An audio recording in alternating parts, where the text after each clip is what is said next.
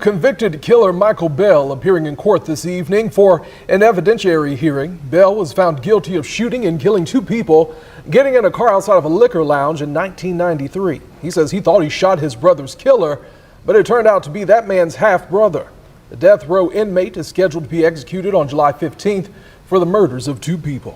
La noche del 9 de diciembre de 1993 se convirtió en una de las más sangrientas en la historia de Jacksonville, Florida, cuando dos personas inocentes, Jimmy West y Tameka Smith, encontraron la muerte de la manera más inesperada. Michael B. Bell, con un rifle de asalto AK-47 en mano, confundió a Jimmy West con Theodore Wright, el hombre que había matado a su hermano en un acto legítimo de autodefensa unos meses antes. 12 balas perforaron el cuerpo de West en la escena. 4 más acabaron con la vida de Smith de camino al hospital. Pero hay un detalle sobre el Plymouth amarillo que Bell había estado siguiendo durante días, un detalle que se volverá críticamente importante cuando comprendamos el nivel de obsesión y planificación de un asesino vengativo en el minuto 12 de esta historia. Recuerden el AK-47 que Bell compró a través de su novia Erica Williams solo un día antes de la masacre. Reaparecerá con asombrosas pruebas de análisis forense y balístico. Comenta abajo. ¿Cuántas personas crees que Michael Bell mató además de Jimmy West y Tameka Smith? Según los registros judiciales, el número te sorprenderá. Lo que sucede a continuación mostrará que la masacre de Jacksonville fue solo la punta de un iceberg gigante de crímenes que Michael Bell creó a lo largo de muchos años de actividad. Jimmy West, un hombre común con una vida pacífica en Jacksonville, no tenía idea de que su decisión de comprar un Plymouth amarillo a Theodore Wright a finales de 1993 se convertiría en su camino hacia la muerte. West trabajaba duro, tenía una familia y amigos que lo querían, y vivía una vida completamente normal hasta esa fatídica noche. Mientras tanto, Tameka Smith, una joven con sueños y planes de futuro, simplemente estaba en el lugar equivocado en el momento equivocado, cuando fue con Jimmy a un bar esa noche. Al mismo tiempo que Jimmy West disfrutaba de los últimos días de 1993, en otro rincón de Jacksonville, Michael B. Bell tramaba una brutal venganza tras la muerte de su hermano Lamar Bell en junio de 1993. Mientras West trabajaba y pasaba noches relajantes con amigos, Bell les contaba a todos su intención de matar a Wright, sin saber que el coche había cambiado de dueño. Estos dos caminos de vida paralelos se cruzaron en esa fatídica noche, cuando Jimmy West y Tameka Smith salieron del bar de Jacksonville caminando hacia el Plymouth amarillo, sin saber que la muerte acechaba en las sombras. Pero hay un detalle notable sobre Jimmy West, que ni siquiera su familia supo. Hasta que los investigadores lo revelaron después del crimen, se había encontrado con Michael Bell una vez antes en una circunstancia completamente accidental, en una gasolinera donde Bell había notado el Plymouth y comenzó a seguirlo. Michael Bernard Bell, de 54 años en el momento del crimen, creció en un ambiente tumultuoso y profundamente traumático que moldeó toda su vida. El primer y quizás más significativo punto de inflexión en la vida de Michael Bell fue cuando lo enviaron a la notoria Escuela Dossier para Niños, un centro correccional con una oscura reputación por abuso infantil. Aquí Bell informó haber sido abusado sexualmente por un guardia y obligado a participar en un club de lucha obligatorio, para que el personal apostara por el resultado. Estas horribles experiencias dejaron profundas cicatrices psicológicas, creando un patrón de comportamiento violento y falta de empatía que seguiría a Bell por el resto de su vida. Según los psicólogos criminales modernos, los niños abusados a menudo desarrollan mecanismos de defensa a través de la violencia como una forma de controlar situaciones en las que se sienten impotentes, y el caso de Michael Bell es un ejemplo clásico de cómo el trauma infantil puede convertir a una víctima en un perpetrador de crímenes horribles. El patrón de escalada de violencia de Bell se demuestra claramente a través de su línea de tiempo de escalada criminal, desde comportamientos antisociales después de dejar Dossier hasta el asesinato de una mujer y su hijo pequeño en 1989. Un crimen por el que fue condenado, pero recibió poca atención pública, hasta el asesinato del novio de su madre alrededor de agosto de 1993, y finalmente hasta la masacre de Jimmy West y Tameka Smith en diciembre de 1993. Hay 5 señales de advertencia críticas que todos deben conocer para reconocer a un asesino potencial. La primera es una obsesión peligrosa con las armas y la violencia. La segunda es hablar abiertamente sobre la intención de matar con varias personas. La tercera es un historial documentado de abuso familiar o doméstico.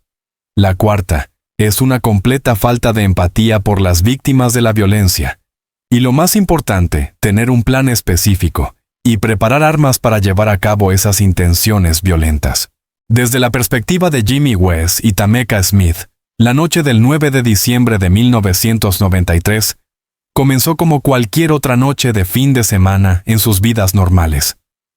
Fueron a un bar de Jacksonville a relajarse disfrutando del tiempo juntos, con amigos completamente ajenos a que en la oscuridad la muerte los esperaba.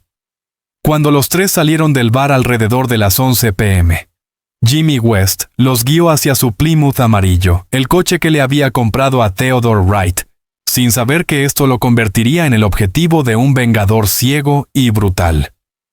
Tameka Smith caminaba a su lado riendo y hablando con su tercera amiga, ambas completamente ajenas al peligro que acechaba. Desde la perspectiva de Michael Bell, había estado rastreando este Plymouth amarillo durante días, esperando pacientemente la oportunidad perfecta para ejecutar su plan de venganza por su hermano Lamar. Con un AK-47 cargado con 30 balas y la ayuda de 2 cómplices, Bell había estado emboscando fuera del bar desde temprano, estudiando patrones y esperando el momento perfecto. En su mente retorcida, esto no se trataba solo de matar a Wright, sino también de enviar un mensaje de que nadie podía tocar a su familia sin pagar el precio.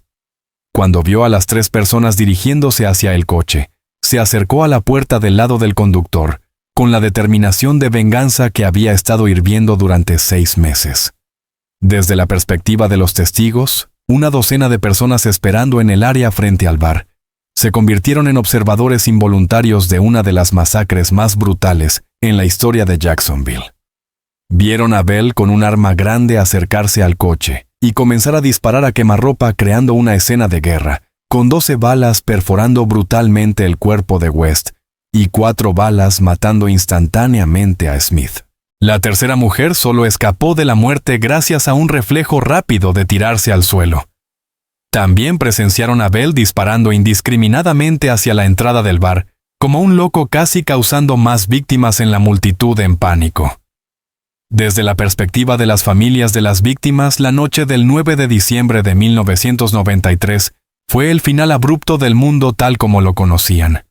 Las familias de Jimmy West y Tameka Smith perdieron a sus seres más queridos en un acto de venganza ciego y sin sentido, donde las víctimas eran completamente inocentes, simplemente por estar en el lugar equivocado en el momento equivocado. Su dolor e indignación durarían las próximas 3 décadas, esperando que se hiciera justicia y buscando respuestas a la pregunta de por qué sus seres queridos tuvieron que morir tan sin sentido. Pausa el video y piensa, si fueras uno de los testigos esa noche, ¿qué harías al ver a un hombre con una AK-47 acercándose a 3 personas inocentes? La investigación de la masacre de Jacksonville comenzó esa misma noche en la sangrienta escena fuera del bar, donde los investigadores se enfrentaron a una escena del crimen compleja, con múltiples víctimas y numerosas pruebas balísticas. La línea de tiempo de la investigación avanzó a un ritmo sorprendentemente rápido. Dentro de las primeras 24 horas, la oficina del sheriff de Jacksonville había establecido un vínculo directo entre el Plymouth amarillo y la muerte de Lamar Bell en junio de 1993. La tecnología forense utilizada en este caso incluyó un análisis balístico exhaustivo de las 16 balas del AK-47, mostrando que fueron disparadas con la misma arma con un patrón de disparo consistente, con un tiro a quemarropa, estilo ejecución. Se realizó análisis de huellas dactilares en el cargador, y los componentes del arma encontrados en la escena, junto con la identificación de testigos de 3 testigos directos y numerosos transeúntes que proporcionaron descripciones detalladas del perpetrador. Cada pieza de evidencia apuntaba directamente a Michael Bell. Con alta precisión forense, el arma fue rastreada hasta su compra a través de su novia Erica Williams, solo un día antes del tiroteo. El motivo de venganza se estableció a través de múltiples testimonios de testigos sobre las amenazas públicas de Bell, y la evidencia física colocó a Bell en la escena del crimen en el momento exacto del tiroteo. Notablemente, los investigadores descubrieron un patrón escalofriante cuando descubrieron que Bell había discutido abiertamente su intención de matar a Theodore Wright con al menos 12 personas diferentes durante los 5 meses transcurridos desde la muerte de su hermano, lo que indica clara premeditación y planificación. Pero hubo una cosa crucial que los investigadores no sabían durante la investigación inicial. Michael Bell tenía antecedentes penales con otros asesinatos antes de la masacre de Jacksonville, lo que hacía que esto no fuera un acto aislado de venganza, sino parte de un patrón de violencia mucho más grande y creciente, que abarcó varios años. A diferencia de otros criminales notorios en dramáticas búsquedas internacionales, Michael Bell no tenía un plan de escape elaborado después de la masacre de Jacksonville. Parecía entender que su arresto era inevitable, con la abrumadora evidencia y los múltiples testimonios de testigos que apuntaban directamente a él. La ruta de escape de Bell se limitó al área metropolitana de Jacksonville, donde intentó esconderse en los días inmediatamente posteriores a la masacre. Su vida como fugitivo carecía de cualquier planificación seria, sin identificación falsa, sin recursos financieros significativos, sin conexiones fuera del estado ni rutas de escape internacionales. Las autoridades locales movilizaron recursos significativos para localizar a Bell, y la persecución involucró múltiples jurisdicciones en el área del norte de Florida. Bell tuvo 3 encuentros cercanos registrados antes de su captura, el primero en la casa de un viejo conocido, donde los vecinos sospecharon de actividad inusual. El segundo en una gasolinera local, donde un empleado lo reconoció por los informes de los medios. Y el último en un motel económico donde el gerente informó del comportamiento sospechoso de un huésped. Finalmente, a principios de 1994, Michael Bell fue aprehendido con éxito después de una operación policial coordinada en el área de Jacksonville. El arresto fue relativamente pacífico, sin un tiroteo dramático o una persecución a alta velocidad, como en muchos otros casos de alto perfil. Bell parecía resignado a su destino, y se rindió sin resistencia significativa, al darse cuenta de que ya no había ninguna posibilidad de escape. El juicio de Michael B. Bell tuvo lugar en 1995 en el condado de Duval, y presentó varias cuestiones legales y procesales de interés para los estudiosos del derecho. El equipo de la Fiscalía construyó un caso extremadamente sólido, basado en pruebas físicas convincentes y testimonios de testigos creíbles, enfatizando la naturaleza premeditada del doble homicidio y la violencia extrema del acusado. Presentaron metódicamente una línea de tiempo que mostraba la obsesión de Bell con la venganza, su extensa planificación, que incluyó la compra del arma y el objetivo deliberado de la víctima, debido a una identidad equivocada. La Fiscalía destacó particularmente que Bell había pasado 5 meses continuos planeando su venganza, y compró específicamente un arma de asalto de grado militar con el propósito expreso de llevar a cabo esta violencia.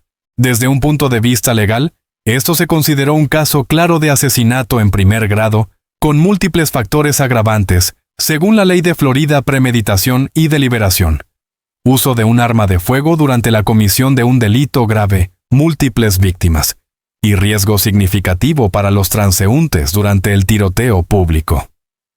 La estrategia de la defensa dirigida por el abogado Richard Nichols fue controvertida, ya que tomó la cuestionable decisión de no presentar una defensa afirmativa integral, y no abordó adecuadamente las documentadas experiencias traumáticas de Bell en la notoria escuela Dozier para niños. Este fue un error estratégico significativo, porque la extensa documentación de abuso infantil, agresión sexual y participación forzada en esquemas de apuestas de club de lucha podría haberse utilizado eficazmente para humanizar a Bell ante el jurado y potencialmente mitigar la sentencia de muerte a cadena perpetua.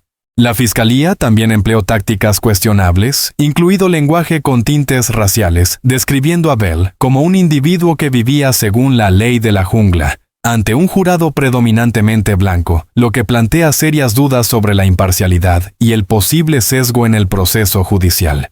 En los años posteriores a su condena, Michael Bell no produjo cartas confesionales detalladas ni admisiones escritas extensas como suelen hacer muchos otros presos condenados a muerte. Sin embargo, los recientes desarrollos legales han arrojado luz sobre serias preocupaciones con respecto a la fiabilidad e integridad de las pruebas clave utilizadas para condenarlo. Un análisis lingüístico forense no está disponible debido a la falta de documentos confesionales significativos, pero la correlación temporal entre las declaraciones documentadas de Bell a sus amigos sobre sus planes de venganza y la comisión real del crimen muestra un patrón claro de premeditación y planificación. En 2024, el equipo legal de Bell presentó una moción post-condena integral de 252 páginas que contenía acusaciones impactantes de mala conducta fiscal y manipulación de testigos. Dos testigos clave del juicio original de 1995, Henry Edwards y Charles Jones, firmaron declaraciones juradas afirmando que su testimonio anterior era falso y que habían sido coaccionados por investigadores y fiscales a través de amenazas o promesas de indulgencia en sus propios problemas legales. Específicamente, Edwards afirmó que fue amenazado con un proceso por cargos no relacionados, a menos que testificara contra Bell, mientras que Jones alegó que se le prometió una sentencia reducida a cambio de su testimonio. En última instancia, un juez de circuito denegó la moción para un nuevo juicio, dictaminando que las alegaciones no cumplían el estándar legal para anular la condena. Sin embargo, estas graves acusaciones de intimidación de testigos y mala conducta fiscal han planteado preguntas significativas sobre la integridad de la investigación y el proceso judicial originales.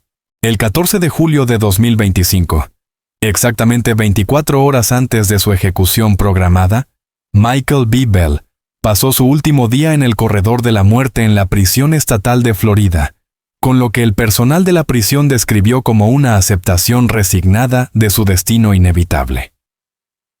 Según los relatos oficiales de los oficiales correccionales y el capellán de la prisión, Bell parecía muy tranquilo dadas las circunstancias, sin mostrar ninguno de los intensos arrebatos emocionales o el pánico de último minuto que experimentan muchos presos condenados. Las actividades finales de Bell incluyeron una serie de llamadas telefónicas cortas con algunos miembros de la familia que habían mantenido contacto durante sus décadas de encarcelamiento, escribir varias cartas personales cortas a personas cuyas identidades se mantuvieron en privado y reuniones extendidas con su consejero espiritual, quien había estado aconsejando a Bell durante los últimos meses. El estado psicológico de Bell fue descrito por los profesionales de salud mental de la prisión como distante pero coherente, como una persona que se había preparado mentalmente y había aceptado el resultado inevitable en lugar de seguir luchando contra él. Respecto a la tradicional última comida, Michael Bell tomó la decisión muy inusual de negarse por completo a la elaborada comida final, un gesto de significado simbólico en los casos de pena capital.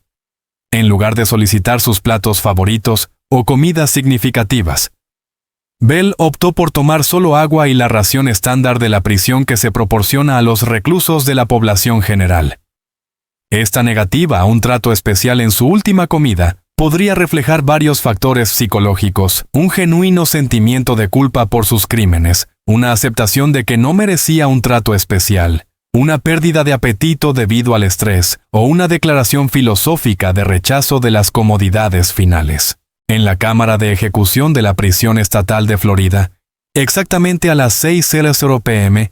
del 15 de julio de 2025, con testigos oficiales que incluían a los familiares de las víctimas, representantes de los medios de comunicación, funcionarios de la prisión y su consejero espiritual presentes, Michael Bell pronunció sus últimas palabras con una voz tranquila pero emotiva.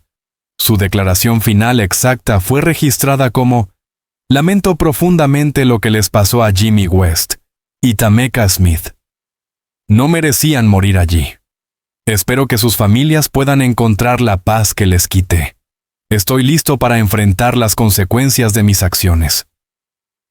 Estas fueron palabras con un tono de remordimiento y reconciliación genuinos, un marcado contraste con su imagen violenta a lo largo de las décadas, y tuvieron un profundo impacto emocional en los familiares de las víctimas presentes para presenciar cómo se hacía justicia.